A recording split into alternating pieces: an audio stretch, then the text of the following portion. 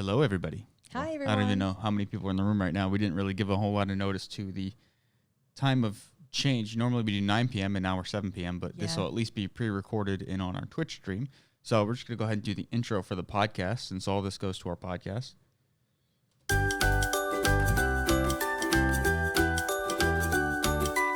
Hey everyone, welcome to another episode of the Pawsome University podcast, a podcast for dog people. If it's your first time listening, I'm John, a former animal cruelty officer and a former animal shelter supervisor. And I'm Jamie. I am a certified dog trainer and a canine behavioral consultant. On this episode, we're going to play This or That Dog Edition and how to get your dog better with other dogs. All that and more coming up next.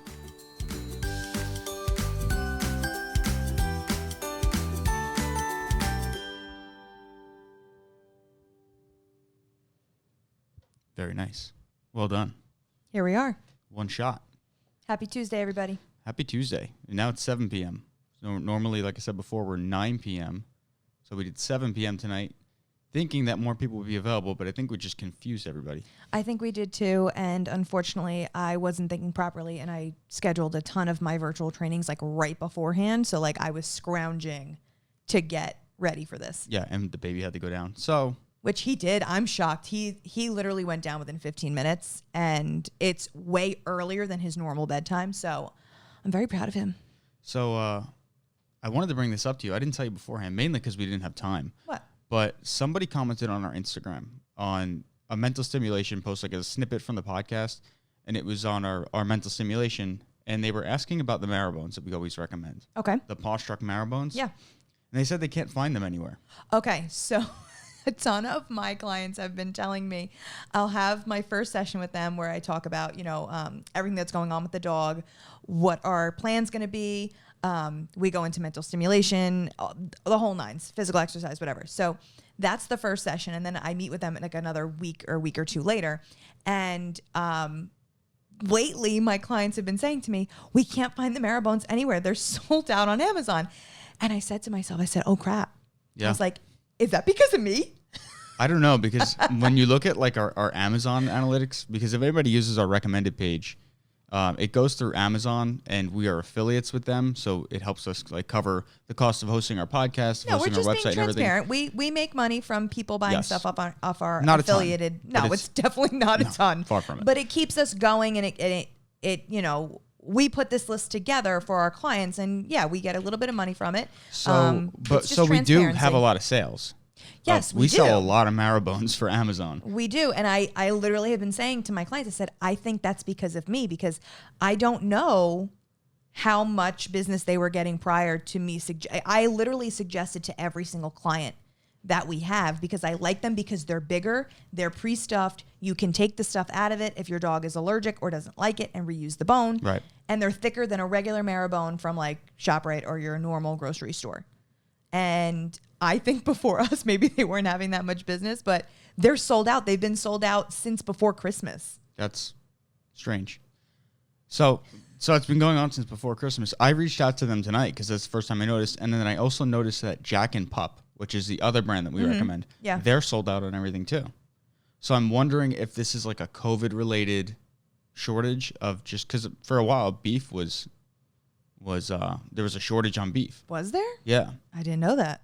Because a lot of the factories were getting shut down because of positive cases. Okay, that makes sense. So they were getting, backlogged. So I'm wondering if this is related to that, or if for some reason both of these companies had to take them off the market, which I highly doubt, because there would have been a recall. They're not off the market, though. They're still there. They say they'll be available again at a certain date, I think. Not when I check. No, not when you check. It could be different. So I did reach out to them, so hopefully we can update next week on if those are coming back in. But I was like, damn.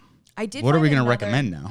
I did find another brand on there that was somewhat similar. I didn't have a lot of time to like look into it, so I'm going to have to do some research on that and make sure that they're just as good as the paw-struck ones. Good. Very good. Well, we'll have to buy them. That's research, is buying them and seeing if our... Yep. Hello, Mother. What's up? Hi, Jackie. Is she the only one in here? No, there's a couple people. Hello, everybody. So let's get to This or That. I didn't show you any of these beforehand. No. I figured it would be fun. Just something. I'm very excited. So we're going to play some This or That. And the first This or That is... this is an easy one. Bully sticks or marrow bones. So pick one and then tell me why. Okay. So I picked the marrow bones. because bully sticks are great, but they're expensive as hell. Yes. Dogs love them. Sorry, Pudgelina. She prefers a bully stick over a marrowbone any day. Girl does not like to work for her food. But they are extremely expensive. And especially if you want the good ones, the ones from either America or what is it, Venezuela? No, somewhere South America. South America? Brazil, maybe? Maybe. Yeah, there's like a place in South America where all the bulls are, and that's where they come from. But it's like not gross and with preservatives and stuff like that. So I love bully sticks, but I'm going to have to go with the marrowbones instead because they are reusable. You can use them over and over and over again, and it's more bang for your buck. It's basically an investment. Very good. Speaking of marrowbones, again, marrowbones are going to be a hot topic today. I know. Somebody stole. Did you see the text I sent out? Somebody stole our stills from our marrowbone video. No, I didn't see that. Remember, like it was the first video we ever put on YouTube, and it's like 2 years old. What, the one where you're smashing marrowbones with the sledgehammer? Yeah. Somebody stole our video. They took clips from the video and like didn't give us any credit. And it has. Are we in it? Opal's in it because I was searching for. You stole my dog's picture. When I was I'll show you right now. Can you say something? I wonder if I could bring it up on the screen. Wait, can you say something to them, though? Okay, so I tried to reach out to them, say, hey, this is a copyright material. We have no problem with you using it, but like at least give us a credit and a backlink. And the mailbox was full. So I'm wondering if they do this all the time and they just ignore the messages. I've never heard of an email box being full. Here it is. Wait, an email? Oh, you emailed them? Yeah. All right, I think I can share. That's my dog. Exactly. Hold on. I think I can make it pop up. Oh, I'm pissed right now. Just bear with us while I figure this out real quick. Yeah, we're new to Twitch, so we're trying to figure out. And when I say we, mostly this software. When I say we, I mean John. Okay. I got it. So you have to link it over? Oh, nope, don't do that. Hold on. Oh. It's going to be, I believe it's going to be display capture. Yeah, but the other display 2. There it is. Oh. Okay. Okay, hold on. There it is. All right, so that's the website. So let me put that. Boom. Now you can see us. Yes, there we go. So that's the website. It's the Pet Master. Never heard of him. How to Cook Marrowbones for Dogs 2020 guide. And then when you go down, right, everything looks good. And all of a sudden, oh, there's my dead dog. Wow. That's Opal, who we started the Opal Fund for. That's your hand. That's the marrowbone you're giving Opal. These are directly from, like, taken from our content. Here's a picture of, that's me holding, there's the raw and there's the cooked marrowbones. And, like, they're not even relevant to the article. Like, here we're talking about the sharpness, and nowhere in here does it say anything about that. Mm-hmm. And then lastly, Oakley. That's my other dog. It's not even a good picture. It's not even a good still. Does he even have anything in his mouth? You can hardly see it. I don't know why they picked this, but so they have 3 photos of ours, and then they have a bunch of other people's content, but there's nothing, no references, no backlinks, no like, this is where I got it from. Hey, thanks guys. That's rude. I did reach out to this guy, David Harris. His info at the Pets Master takes me nowhere. So I did a DMCA claim on copyright just to get him to like pay attention, and hopefully he'll do something about it. Because nobody likes stolen content. If you're gonna steal our content, at least give us credit, because then we wouldn't bother you. Then it doesn't matter. But you just steal our content, that's kind of annoying. Yeah, it's really rude. So yeah, that's been going on today. And how do I get the next slide? Yeah, well, it's supposed to be hotkeys here. I know. I'll take it off of studio mode. Bear with us. Boom. Next. There it is. All right. Greenies or Dentistics? All right. So I prefer a greenie. And back to Pudge. She does too. Pudge loves a greenie. You personally prefer greenies? I do. What, is it the mint flavor that you like the most? I do. I like the blueberry ones the best, though. They smell really good. They smell amazing. Can't say I would eat them, but. No. I prefer greenies. I just think that greenies are, from what I know, I haven't done too much research on the brands, but I don't like who makes Dentistic. Yeah, I wonder why. So I tend to stay away from all things them. Greenies just, you know what? And it could be just the marketing. It's green. It looks healthy. It does look healthy. You know what I mean? Like maybe I'm Pudge we got a bunch of Dentistics at one time. Yes, she did not want it. She was not a fan. Nope. Yeah. So for those who don't know, Pedigree makes Dentistics in questionable quality. And who makes Greenie? Watch its Pedigree under a different brand. That would suck. Greenies dog treats. No, I want to say it's like Merrick or somebody. It might be Merck. Is that how they pronounce it? No, Merrick and Merck are different. Oh. Contact us. Unless Greenies is their own brand. No, they got to be owned by somebody. Who owns Greenies? See, now I need information. Nutra. Oh, I like them. Yeah, which they is do Mars. Good stuff. Yeah. I knew it was an M. Mars. Okay, there we go. Yep. So I definitely prefer Greenies. Yeah, very good. You ready for the next one? What about you? You're not giving me any in your input. Which do you prefer? Oh, I mean Greenies. Okay. Obviously for the flavor. We're going in a weird order here for some reason. But mixed breed dogs or purebreds. Sorry, guys, but my mixed breeds, man, I love them. Purebreds are great. They're cute. We got a lot of nice breeds going, but it's always a 50-50 toss-up if they're going to be crazy or not. Purebreds will break your heart. They will. They are, for the most part, medically speaking, ticking time bombs. Yes. I mean, look at Opal. She was the only purebred that we've had thus far as a couple that has basically died because of her genetics. Yeah, she's just a purebred, but double Merle. So she had a 20% chance of having microphthalmia, and she had it, and then she had some other structural abnormalities. So she suffered from seizures over and over and over again until it took her life. So, and then Dr. Mammon also said that she suffered from hip dysplasia very early on, from before like a year 6 old, months. Which is absolutely ridiculous. So, you know, and going off of that, we have tons of clients who are purebred dogs, and they have a lot of medical issues. Breathing, heart stuff, hips, crazy stuff, just crazy stuff that you would never even... Luxating patellas, like things that you don't see very often on purebred dogs, mixed dogs, because they're mixed, so their genetics are kind of like a little wonky and kind of all over the place. So those are not dominant traits, those medical issues. Yeah, they're recessive genes, and they end up not getting passed down unless you have two recessive genes. So the chances of having the same two recessive genes across two different breeds is unlikely. Yeah. Therefore, the poor hip dysplasia, luxating patellas, things like that typically don't get passed down. So the mixed breeds typically are much healthier.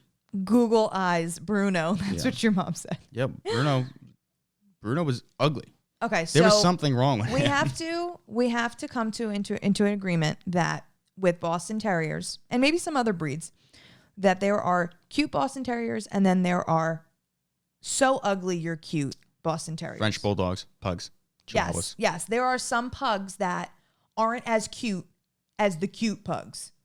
And same with all those other ones. Like there's just something about them. Like Bruno was so freaking adorable, but he had the googly eyes. It wasn't like Zoe, where Zoe looked pristine and like the perfect little angel. Yeah. Well, you know? She looked. I don't know what. She looks like she's on crack now. All right. We're not talking about her mental health. We're talking about how she physically looked. Ready for the next one?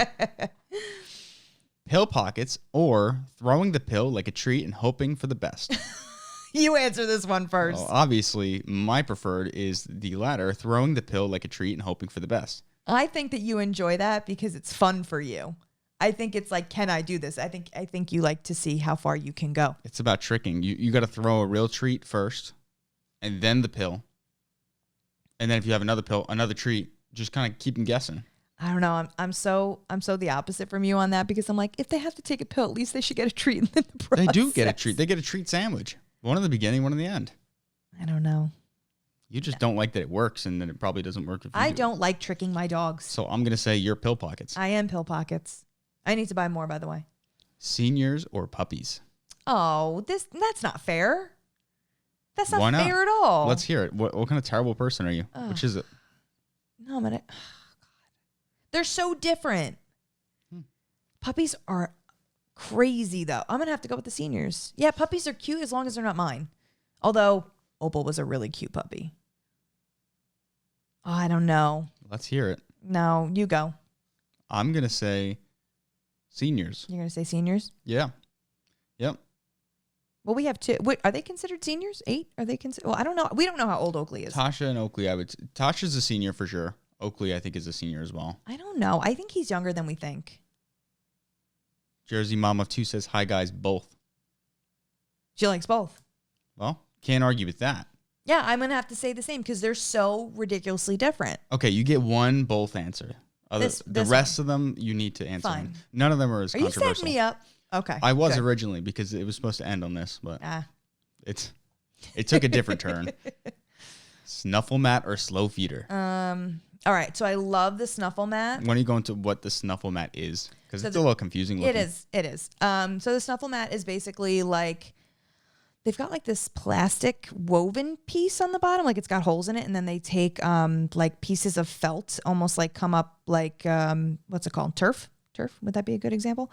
It looks like turf coming up just on a bigger scale. And basically they tie these knots in the plastic part and they come up like grass. So it's basically longer pieces of fabric that you can hide the treats or food in. And the dog has to kind of like go through the woven pieces of fabric to find their food and stuff. I love the snuffle mat. I think it's great. The slow feeder is just easier. So I'm going to go with the snuffle mat, even though I don't use ours as much as I should. Even if it was, you can only have one for forever. I would go with the snuffle mat because that benefits my dog. Okay. I think I'm not looking for convenience. I would agree. Although they start to smell after a while. But you gotta wash them. The teething ring or the yak bone? I know what you're gonna say. Yeah. John's gonna say the teething ring because the yak bone, when you put it in the microwave, it smells god awful. Okay, so the first time I got them, I found out about them. Which one's my sensor? I don't know. No, that's not that. Hold on. Hold with us. Oh, no. Oh, it's low. I know. Hold on. There it is. There it is. The yak bone. Too loud. The first time I got the yak bones, I actually learned about them from a client because I had no idea what they were. They're basically like this. It's not a bone. It's basically like a really hard stick, a thick stick, basically, and it's made of like goat milk, lime, some kind of Himalayan sea salt, and something else. But it's hard. I don't know what they do to it, but it's super, super hard, right? And basically they chomp on it, this and that, but it's obviously going to get down to like a nub, similarly with the bully stick. So they're like their pleasing thing, like their thing that really gets you with the yak bone. It's on the back of the wrapper. It's on the back of the wrapper. And it sounds great. Like, oh, I'm really going to get all my money out of this. Exactly, because with the bully sticks, usually you throw away the nub if you don't have a bully stick holder. But with the yak bone, what they say is when you get down to the nub, you can put it in the microwave for, I think it's a minute and 30 seconds. And basically the microwave... No, it was like 15 seconds. No, it's either 30 seconds or a minute and 30 seconds. It basically, it's that one over there to the right. What? No, that's your left. This? No, they're all the same thing. I was looking at that one. This one? No. Oh, that's a good picture. It's a good picture. Because it'll give you You're on the monitor there. It'll give you what it looks like and then what it looks like after the microwave. And basically it puffs it up in the microwave after like a minute or so. And it turns into a crunchy treat so they can eat the whole thing. But it smells like dirty dish rags that someone cleaned your entire house with and then left in your laundry room for 2 weeks. I'm going to put it on the screen. And then someone heated up those towels. It's disgusting. It smells really bad. It permeated the whole house. So on the left is a regular yak bone, and on the right is one that's been microwaved. And it is now the bane of your existence. In theory, it works out really great. But it smells like trash. No. John was appalled. I think I've angry. never offended you more. I was physically angry. No, you were really mad at me because even after Febreze, it would not leave our house. And the microwave stunk. Yeah, it did. You're right. Don't do it. I haven't bought them since. No. They're good. They're good, but yeah. Bento ball or the ringer orb? Oh, bento ball. Really? The ringer orb hurts my fingers. I have very tiny hands. Show everybody on Twitch. It's going to be up there. What do you mean? Oh, you're saying... Yeah, show everybody how small my hands are. Yeah. Can we see? I have extremely small hands. Very tiny. So when I try to get those little rings on, it doesn't work for me, and it hurts. So if you're not familiar with the ringer orb, it's like a big, hard plastic circle with an inner, almost like a talon-looking thing that's almost a complete circle. And then you have these edible treats that are really hard, and they're rings, and they snap onto that talon piece, and they have to basically chew on those. But it's hard to get to them because the white ring around it is thin and thick at the same time, like in opposite directions. Did that make sense, or is that confusing? You confuse me, but... It basically doesn't allow them to get their whole face in there and like chew it off with the back of their molars. Yes, they can only get their front teeth. Yeah. Similar to the bento ball, but this is just a different way. We actually have a ringer orb, and we gave it to Opal. And I was like, oh my God, she's blind. This is going to take her forever, yada, yada, yada. She was doing too well with the bento ball. Like she was able to slip the disc out of the bento ball and just eat that thing whole. Yeah. So every I was like, time. oh, ringer orb, great, going to work out. We put her in her crate. We came back in 15 minutes. All of them were gone. And I was like, is she kidding me? She's blind. How is she doing this? She was insane. Ready for the next one? Yep. Stormark Bobblot or the Kong Wobbler? Kong Wobbler, hands down. Why? Tell me why. The Bobblot is not made as strong as the Kong Wobbler. So I have tons of clients where I'll literally see the Bobblot in the back of the room as I'm doing virtuals, and that yellow tip to it is like literally chewed off. Yeah. Well, we have it on our recommended products list, but I do warn everybody that it's not for big chewers. Yeah. So the Kong Wobbler is your thing of choice if that's your situation. But the Kong Wobbler, the main difference is that the Kong Wobbler is not adjustable in difficulty. Exactly. But I think it's pretty difficult to begin with. So I don't think it's like not like it's on a mild case of being difficult. So it's like, you're like, oh, I wish this was more complicated for my dog. You know? I guess it depends on what kind of dog. If they're stupid and they're big chewers, Wobbler. If they're smart but not big chewers like Pudge, I'd do the Bobblot. But you wouldn't be able to do that with Pudge because she's a scaredy cat. Nothing can move without announcing that it's going to move first. True. Granted, she's 12 pounds. I give her a break. You sure you don't want to rethink this one? Why would I rethink that? Because it's up on the screen. I don't know. No, I'm not rethinking the bully sticks and the marrow bones. Marrow bones all the way. Bully sticks, if you were less expensive, maybe. But you are not.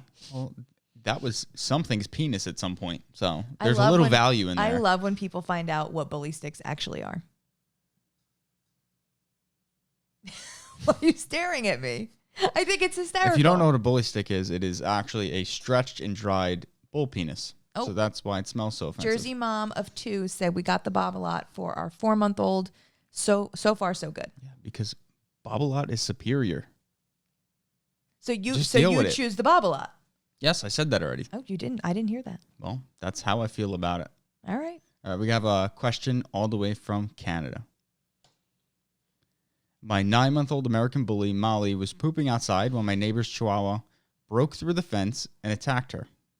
That's right. A 9-month-old American bully was attacked by a Chihuahua. Not what you would normally think. She is now afraid to poop outside, and she will pee outside. What can I do? And then she also had in there that she does go out every time Molly has to go out, she goes out with her. Mm-hmm. She's already doing that. And that's from Morgana in Canada. Okay. So this one, I feel bad for the dog because that sucks. Hold on. Nicole said, I have Alex's Tess in the car. Happy birthday, Tess. Happy birthday, Tessa. We love you. Tessa is 10 years old today. Wow. I can't believe it. I feel like she's been 10 years old for 10 years. Oh, I love Alex. I miss you, sweetie. Tess I've been in her life for the last 5 years? Something like that. Yeah. That is my best friend Nicole's oldest daughter. And she is 10 years old today. Very happy for her. All right, so back to our Canadian friend. Molly. So it's always funny when it's a Chihuahua. I know it's not funny, but Well, because it's like, take your stigma and shove it. Yeah, exactly. So this is tough because basically we have to like retrain her brain to not be extremely terrified. That was a traumatic experience for her. So now she can't even do the thing that she's programmed to do. Right. You know, I mean, pooping is inherently a very vulnerable position for a dog to be in, yes. which is why if you ever notice that your dog like stares at you when they're going to the bathroom, it's because they are expecting you to look out for them and to make sure that no one's going to sneak up on them. You want to make sure you have their back. And sometimes your dog might watch you poop. And they're doing the same exact thing. So I always get people sending me, I can't even go to the bathroom by myself. Well, they stare at you too. So maybe they're thinking that you need the same thing. It's a mutual thing. Pudge always stares at me when she poops. But they feel very vulnerable. That's why she is willing to pee outside but not poop, because you're not going to go run when you halfway through your business. You don't want to. Peeing is way easier and way quicker. Pooping takes some time, and if you're nervous, the poop's not going to come out. Pee comes out very quickly. So we have to kind of help her out in this, like maybe possibly taking her for walks when she has to poop just in the beginning to get her more comfortable going again outside. Making sure that maybe you do it during the day, depending on what time of day it was. Make sure you're doing it during the day so she can clearly see the fence, and maybe you can stand near the fence. Lead her away from the fence. Maybe if like there's another side of your yard that you can go to as far away from the fence as possible, because she's going to associate it with the fence. If you have another dog, let the dog out with her. So a lot of dogs are strength in numbers in this type of situation. If another dog has their back, then they're not going to worry about another dog. If you have a significant other, the more people with your dog, with Molly, maybe she'll feel more comfortable. It's just going to be a matter of counter conditioning. Yeah. She's going to have to get out there and wait her out and really, really praise and make sure that she feels safe. I think just working on the backyard in general, treating her, praising her, loving up on her anytime she's out there, and then especially when she poops. Like afterwards, like you have a damn parade for her. Because right now it's not a safe place to be. No, I feel bad for her. That's not fun. I wonder if, because she said that the run to the litter, she got her at 8 months. That's the extra stuff that's not on the screen. Or she got her 8 weeks. I'm wondering when this happened. Like if this happened at 9 months recent, or if it was when she was way younger, like 3 months old. Yeah. Because that would definitely, those are developmental ages. And now she could probably, now the Chihuahua's probably afraid of her. Hopefully. I have a lot of questions for her. I want to see how that all panned out. Yeah. Well, that one just came in last week, so you can definitely follow up. Yeah. So hopefully that gives a little bit of guidance. There was something else you wanted to talk about today? Yes. So I just got off a virtual call, and it was a really good first session. I think it's a very valuable case study to go through. And John doesn't know anything that happened because he was obviously in his office while I was doing this. And this was the first time I was really talking to the family and seeing what the situation was. So I think it's a really good example of what to do to help your dog like other dogs, and what we are doing consistently that we don't even realize that we're doing wrong. And it's not our fault. It's not our fault because traditional dog training, from what our parents have learned and from prior to that, tell us this is what we should be doing. So I want from what's still being taught. Yes, it's still being taught, and it's driving me nuts. Literally, it's driving me nuts because it literally makes no sense. How many times can I say literally? So this family, mom and dad have their dog, Roxy. Then there is her son and her daughter-in-law. They were living in Hawaii. Super cool. But now they're visiting, and they're actually moving back. So I don't know if they're already moved back and they're just staying with them until they find a house. I'm not sure the scenario. But for right now, all three dogs are in the same house together. And usually when I get a call like this, the dogs can't even be near each other. Like in the same room, they flip out, they're barking at each other like nutsy cuckoo, right? That's not the case here, which is great. So I was actually pleasantly surprised, and we have a lot to work with. And I think it's going to happen rather quickly because they're going to change things up. So we have Roxy. I think she's a boxer. And then we have Rocco and Scout. Scout is a boy. So Rocco and Scout are both boys. Roxy is a female. In this scenario, they can be together, but the relationships are kind of like this. So Rocco, I believe, is a pit. Him and Roxy are fine together. They can play, do fetch, no issues, whatever. I think Roxy's way more comfortable around Rocco. Then Scout is some sort of terrier mix. I can't remember. It was a strange name. A breed I wasn't super up to date on. But Scout is very invasive when it comes to Roxy. Like, it's not the initial, like, they can't be, near each other at all. But what they did say was, like, they were in the kitchen area when we were talking. They were saying if Scout came down from their bedroom at that moment, both of them would be fixated on each other and both their hackles would be up.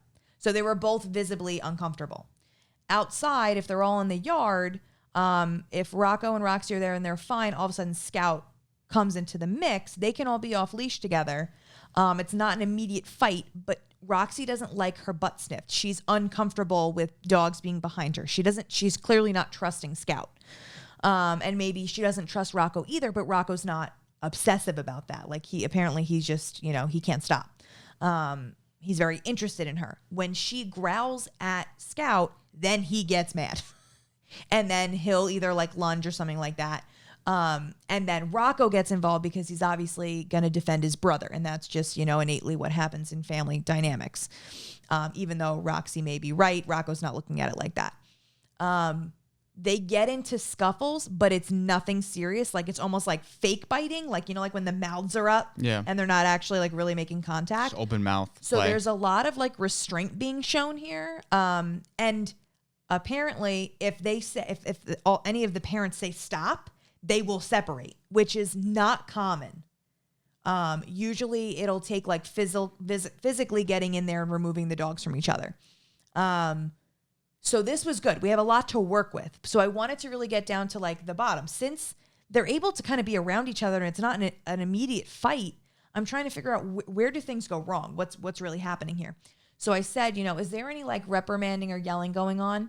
And nothing against his family at all. They're amazing. I love them. Great family. But they have fallen victim to the traditional way of training.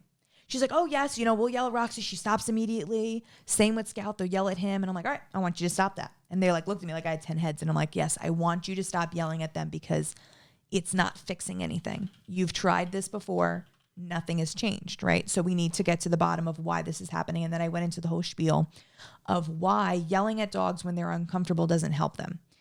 Roxy is a very good dog. She was compared to as Oakley, who really doesn't do much wrong at all. If he does get in trouble, it's because he's silly, So she's very well behaved. She doesn't get in trouble often. So from her standpoint, what I'm seeing is she's uncomfortable around Scout. And then all of a sudden when Scout's around, she's fine with Rocco. Everything's fine with Rocco. And then Scout comes into the picture. Now she's getting yelled at. So of course she's not going to like Scout. She's like, the only time I ever get yelled at is when this dog's around. Of course I'm not going to like him. Of course, when I see him, I'm going to say, get out of here. I don't want you near me. Right. Right. And I was told that in the situation with the three of them, Roxy will go off on her own. She doesn't want to be like, she'll kind of discontinue herself. She'll just go off to the side. And then obviously Scout's the one that's coming up and being kind of obsessive about her.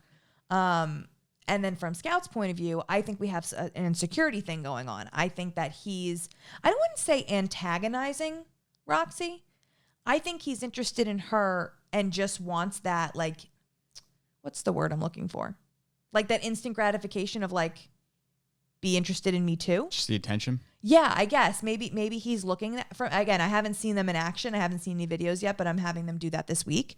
I don't know if it's just like he wants that from her and maybe he's looking for her to growl, like a negative attention is still positive attention type thing. So I'm still trying to figure out what Scout is doing. But the hackles tell me that they're uncomfortable around each other. So that's what we have to figure out. So I told them this, and I used that same scenario because they said, if I bring Scout down right now and Roxy's just in the kitchen, both of their hackles will go up and they're visibly uncomfortable. So I said before this, like when you're going down the stairs, I want mom and dad with Roxy telling her she's a good girl before she even puts eyes on Scout. So she's already having positive feelings, right? She's getting good girl, she's getting treats, this and that. And as Scout is coming down the stairs, Nick, the son, he's also telling Scout, you're a good boy. You're a good boy. You're fine. You're a good boy. And you're praising him and you're super excited. They also just had a baby. So I know he knows how to harness his baby voice as a man. That's probably the biggest issue for men is getting that high pitched excitedness. So if you are a guy, I'm telling you, you gotta get it. You gotta dig down deep, not care what anybody thinks about you and get excited. And that's what dogs really, you can see a lot of men will say, they like my wife more or my girlfriend more because it's that high pitched voice and they enjoy that. They respond better to it. They do. So, don't worry about that. Don't worry about looking silly. Just do it because it's for the better of your dog. So I told him to harness that inner baby voice. He's talking to Scout the whole way down the stairs. And the second he looks at Roxy, I want him to get so excited for him. I want Nick to be praising Scout up and down. So I want Scout and Roxy to look back at their respective parents and be like, oh, you're congratulating me. That's weird. They're not going to expect it because that's not whatever happens. Because the second they look at each other and they look like that, I can imagine, because I've seen it happen before. And it's, again, no fault of our own. This is just what we've been told over the years that works. We say, oh, cut it out. Mm-hmm. No, don't do that. And the dog's like, oh, crap. Well, now I always get yelled at. We're not understanding that dogs are very black and white. They do not have cause and effect thinking. They're not saying to themselves, oh, mom and dad are mad at me for my behavior. I'll try and stop that next time. It's not like that. It's very black and white. They're basically saying every single time Scout or Roxy's around, I get yelled at. That dog sucks. And that's it. We have to change those emotions. So when we start to get excited before they even see the negative, we already have positive in the brain. We're talking them up. We're congratulating them. That's in their brains, right? Then they see the negative, the other dog. So that negative is going to try and get into the brain, but the positive has already been there. So now it's bouncing the negative out of their head way easier than if you tried to be positive after the negative is already in their brain. If they're already thinking negative thoughts, that's consuming them, and then you try to get your positive voice in there, it's going to be a lot more difficult. And they already may be too far gone to come back mentally and cope with the issue. So try to be proactive. Everything we do in John and our theories of training is being proactive, is turning out to be the best thing you can possibly do for your dog, whether it's emotionally, physically, whatever it is. Being proactive in your positivity will severely help in this situation. So that was my advice for them this week, to get them outside, let Rocco and Roxy play, do their thing, do some training on leash separately in the yard, doing the look back and forth. I taught them the look command to teach Scout on his own as well. And then when Scout comes into the mix, we're going to have Scout on leash and have Roxy and Rocco off leash. Let them continue doing what they're doing. Positively reinforce both Scout and Roxy when they're looking at each other. Let Roxy do her thing. She's trying to detach from Scout for a reason. She's uncomfortable being around him. So let her do her thing. Let her go away if she wants to. If Scout is very fixated on Roxy, I want them to positively reinforce him. Give him yummy snacks, hot dogs, cheese, turkey, whatever it is. So they can kind of get him to stop focusing on her so much and coming back to them. So he's around her more often without focusing on her. For right now, what's going on is anytime they're around, he is fixated, and we need to kind of bypass that behavior. So if they did that every day for a week, the start of that second week, his first initial thought is not going to be, let me go stare at Roxy real quick. He's going to be like, oh, where's my food? Where's my praise? Where's my love? And then similarly, I want them to have all three on leash in the downstairs area. They had kind of like a open concept kitchen, living room, family room area. So I want everybody to be on the couch, relaxing, watching TV. Each person has a dog separately, as far apart as they possibly can be. I would put Rocco in the middle, and obviously Roxy and Scout as far apart as they can be. And just everybody relax. Let them be around each other without having to be around each other in their faces. They can detach if they want to. Just coexist. Yep. So that's their homework this week. But I think it was a great talking point because we just inherently over the years have been given the wrong information about how to get our dogs to behave. And it's more emotional than it is command-based. A lot of even positive reinforcement trainers, I tell my clients all the time, I am positive reinforcement, but I'm very different. Both John and I are very different than how most positive reinforcement trainers do it. A lot of times, they put commands to behavior to manage. We don't manage. We want to fix from the root of the problem. We want to get to the meat and potatoes and fix it so it's not something you ever have to deal with or manage ever again. Right. So that was my little spiel today. I thought that was a great case study for everybody to listen to and understand, maybe look at what's going on with your dog when they're seeing other dogs on leash. This is not just dogs in the home. This is any scenario where dogs are involved. Dog parks, walking your dog, anything really. Very good. Yep. Got to get past that stigma. Yeah. Of just old school dog training. Yeah. Stop yelling at your dogs. It doesn't help. The problem is that it works, but it works for the wrong reasons. Yeah. You know, it just suppresses what you want gone. Exactly. So you think it's gone, but it's still there. Because, and I explained to them, the barking, lunging, and growling at Scout or Roxy is not the problem. Their emotions towards each other are the problem. So if you fix the way they feel about each other, the barking, lunging, and growling will go away. You just have to be patient. All right, so I want to give a shout out to Dr. Amy Wade. She is a conservative conservation biologist. She has a PhD in zoology and conservation, and she has What the Dog Science Says, which is dogsciencesays.com. And she is doing a lot of the work for me when it comes to digesting and understanding science-based studies on dogs and their behavior and everything. Yep. She's very good at understanding a lot of these complicated PubMed articles and stuff like that, and I have not had schooling on that, so I'm forced to just understand as best as I can. But coming from a doctor, I think that she's able to digest these studies a lot better, and then she goes and puts them in, like, that she sums everything up with everything down to the conclusion, and it's an easy to read, easy to understand article. So she has dogsciencesays.com, and I wanted to share one of her more recent articles on can music improve dog welfare. Oh my God, I love this. Yeah. Let me hear all about it.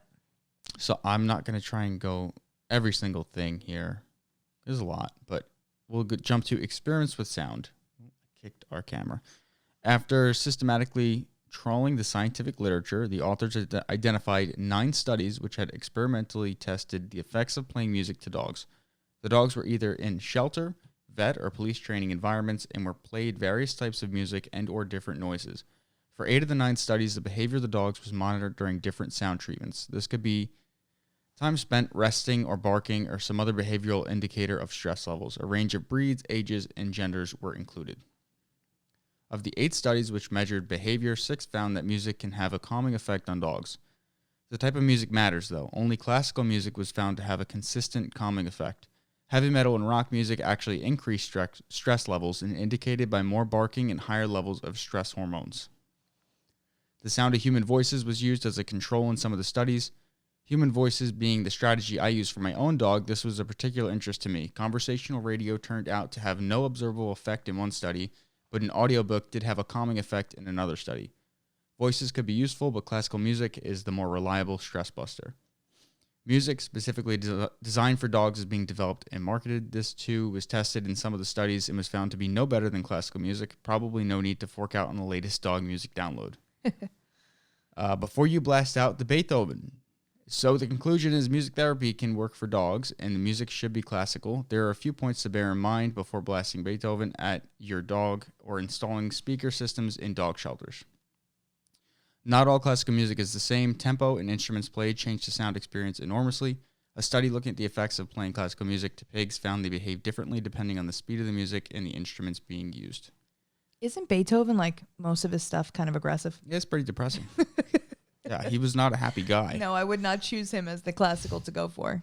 No, a lot of classical music is depressing. Now, what about, I wonder, I would love to talk to her. So that was Dr. Amy Wade. Yeah, maybe we can get her on the podcast one day. Because dogsciencesays.com. I'm thinking, like, we have like a relax and unwind playlist from Spotify. Mm-hmm. And like, that's like super relaxing. It's very nice. Like, would that be considered classical? Because it's like very piano-esque in the background, no? No. Nope. I wonder if they did any studies on that type of music. Possibly. I mean, I would have to go through these studies individually and actually see what, because they'll tell you everything that they played. That's how you have a credible study. You need to have everything out on the table so that other people can identify issues with your study, whether or not it should be accurate, things like that. Yeah. So they would have outlined everything they played as far as genres and maybe even specific songs. That makes sense. So I thought that was interesting. It's been a little while since we had some science on the show. I know, we missed it. Yeah. What was it you were saying about getting somebody on who potentially has the world's oldest Great Dane? Yes. Is it too early to talk about that? Or no, do we can have some talk details? about that. I think we're doing it on the 9th. So his name, I think it's Jeff Holst, Holst. Karen said classical music. Worked for my anxious Springer, but definitely not Beethoven. On the 9th. Hold on. So February 9th, Yep, which Jeff. is 2 Tuesdays from now? Yes. So the next Tuesday is the 2nd, and then the Tuesday after is the 9th. That will be her 13th birthday. Oh, no way. That's cool. Yep. So it's a Great Dane who her owner suspects that she's the oldest living. Yes. I don't know if there's like a running tally or anything like that, but and he's a podcaster, right? He's got 2 separate podcasts. And I like his stuff. So it's like one is it's called Old Fashioned Real Estate, and they talk about real estate while they're drinking old fashions. Very nice. And then the other one, I forgot the name of it, but yeah, I think it's like another conversational type podcast. He'll tell us. Yeah, we'll go all into that, but I wanted to touch base with him because I think it's great to talk about what he's done for her thus far to keep her living this long, especially our bigger breeds. It's not common for them to live this long. Giant breeds. I think Great Danes are like to 10 is like 8 to 10 years is the life expectancy of a Great Dane. And they said that she was going to die over a year ago, and she's still kicking. So she'll be 13. Yep. Wow. So we're going to talk about him, learn about her, and then I'm not going to get into it because we have some talking points for him, but something traumatic happened to him, and what she was able to do for their family to keep them going. Crazy. And obviously we'll touch on any tips that he has as far as keeping them going for this long. Yeah, exactly. Well, tips and tricks. Because who doesn't want their dog to live longer? Exactly. You know what I mean? Mm-hmm. Anything you can do, right? So I think that's all I have, unless there's anything else you'd like to talk about tonight. No, that was it. We have a lot of cool episode ideas coming up. So I think the one thing is we're trying to get our Twitch going. Obviously, we're on it right now live. We're learning how to use it properly, and then we could really add that next layer, which would be obviously video conferencing with somebody like, what's his name? Jeff. Somebody like Jeff, so we can have our video feed side by side, and you guys can really experience the conversation a little better than a podcast. Exactly. We're trying to really get this going off the ground. So tell your friends, tell anybody who's got a dog if they want to listen in. We're going to be doing it at 7. We think it's going to be a better option time wise because 9 is just too late. So help us out, get our word out there, follow us on Instagram. We're really trying to get our numbers up on there, and really get out to more people. Cause you know what? I've been saying this in my head for the last week, but you and I are onto something.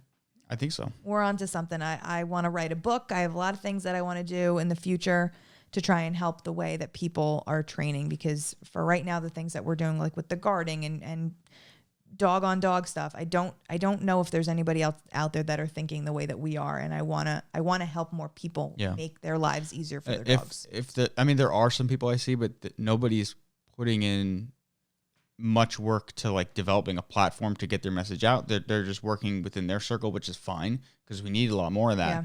Yeah.